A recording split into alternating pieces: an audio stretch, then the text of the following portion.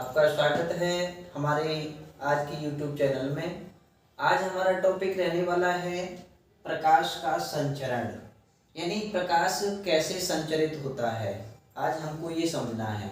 आपने देखा होगा कि जब आप अंधेरे कमरे में जाते हैं तो कोई वस्तु आपको दिखाई नहीं देती है।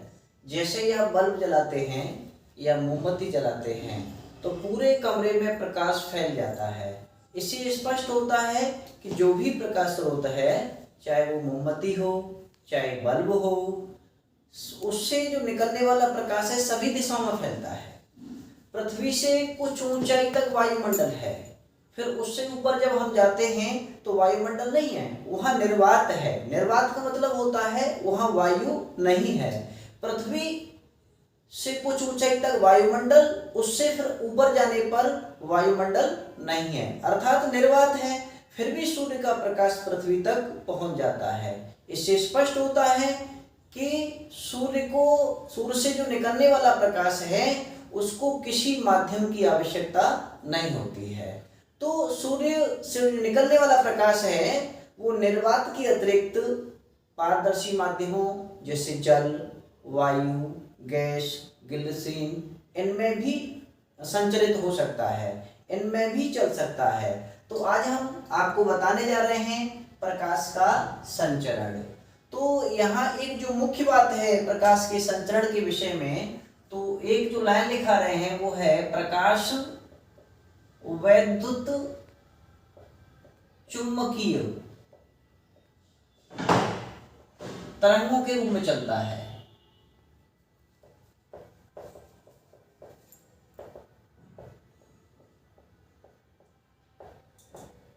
प्रकाश वैद्युत चुंबकीय तरंगों के रूप में चलता है।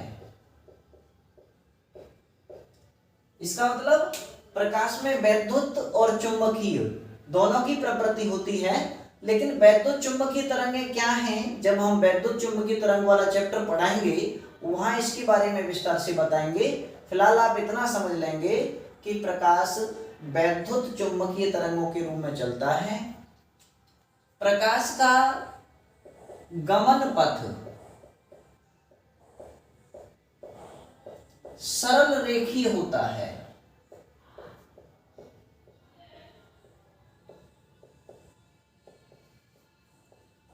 प्रकाश का जो गमन पथ है वो सरल रेखीय होता है, अर्थात प्रकाश एक सरल रेखा में चलता है। जैसे मान के चलिए एक दफ्ती ये है, एक दफ्ती ये है, एक दफ्ती ये है, और तीनों में समान ऊंचाई पर एक एक छिद्र किया, यहाँ, यहाँ और यहाँ एक मोमबत्ती जलाई हमने, और यहां से अपनी आंख से हम क्या देख रहे हैं, इस मोमबत्ती की लौ को देख रहे हैं। यानी यहां से हमको मोमबत्ती की लौ दिखाई देती है। अगर ये बीच वाली जो दफ्ती है इसको थोड़ा ऊपर नीचे कर दिया जाए तब ये मोमबत्ती की लौ हमको दिखाई नहीं देगी। इससे स्पष्ट होता है कि प्रकाश एक सरल रेखा में चलता है, उसका जो पथ है वो कैसा होता है, सरल रेखीय होता है। तो ये प्रकाश के गमन पथ को यहाँ दिखाया गया है। इसको हम मिटा करके थोड़ा आगे बढ़ते हैं। अब तक आप समझ चुके हैं कि प्रकाश एक सरल रेखा में चलता है। यहां बताएंगे प्रकाश के संचरण के लिए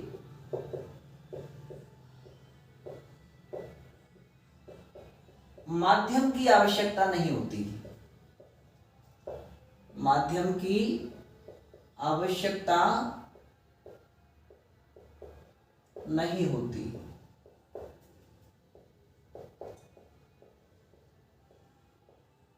यानी सूर्य से पृथ्वी तक जो प्रकाश आ रहा है वो बिना किसी माध्यम के निर्वात में होकर भी आ रहा है और वायुमंडल में होकर भी आ रहा है। तो उसके लिए जरूरी नहीं है कि माध्यम हो। प्रकाश के संचरण के लिए माध्यम की आवश्यकता नहीं होती। प्रकाश पारदर्शी माध्यमों जैसे, पारदर्शी कौन कौन से होते हैं, जैसे वायु, गैस, जल, ग्लिसरीन आदि में भी संचरित होता है। संचरित मतलब उसमें होकर के गुजरता है। ठीक है। प्रकाश पारदर्शी माध्यमों जैसे वायु, गैस, जल, ग्लिसरीन आदि में संचरित होता है। तो हम यहाँ प्रकाश के संचरण के विषय में इतना समझे कि प्रकाश वैद्युत चुंबकीय तरंगों के रूप में चलता है। प्रकाश का गमन पथ सरल रेखी होता है, एक सरल रेखा में प्रकाश चलता है। और एक बात और बताइए यहाँ कि प्रकाश के संचरण के लिए माध्यम की आवश्यकता नहीं होती है। वो प्रकाश पारदर्शी माध्यमों जैसे वायु, गैस, जल, ग्लिसरीन आदि में संचरित होता है। इसमें इससे संबंधित कुछ पॉइंट हैं जो यहाँ नोट के माध्यम से हम लिख सकते हैं। तो नोट नंबर 1 में हम आपको लिखा रहे हैं कि निर्वात में प्रकाश की चाल 3 × 10⁸ मीटर प्रति सेकंड, या कह सकते हैं हम 3 लाख किलोमीटर प्रति सेकंड होती है। ध्यान देंगे यहाँ निर्वात में जो प्रकाश की चाल होती है वो 3 × 10⁸ मीटर प्रति सेकंड या 3 लाख किलोमीटर प्रति सेकंड होती है। यानी सूर्य का जो प्रकाश है वो 1 सेकंड में 3 लाख किलोमीटर की दूरी तय कर लेता है। दूसरा पॉइंट है सूर्य से पृथ्वी तक प्रकाश को पहुंचने में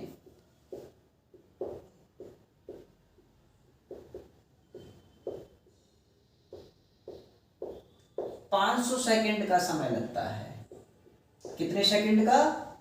500 सेकंड का समय लगता है।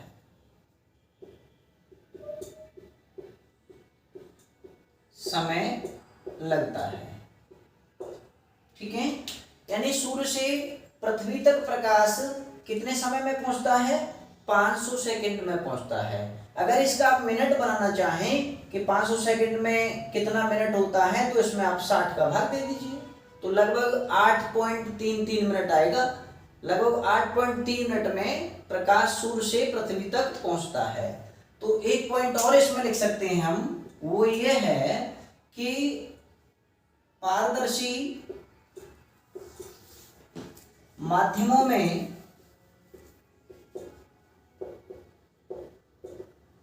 प्रकाश की चाल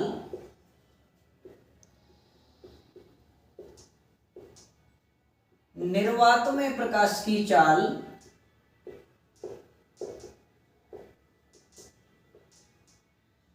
निर्वात में प्रकाश की चाल से कम होती है। ठीक है।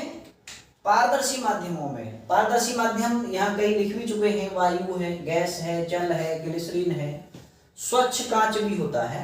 तो इनमें पारदर्शी माध्यमों में प्रकाश की चाल निर्वात में प्रकाश की चाल से कम होती है।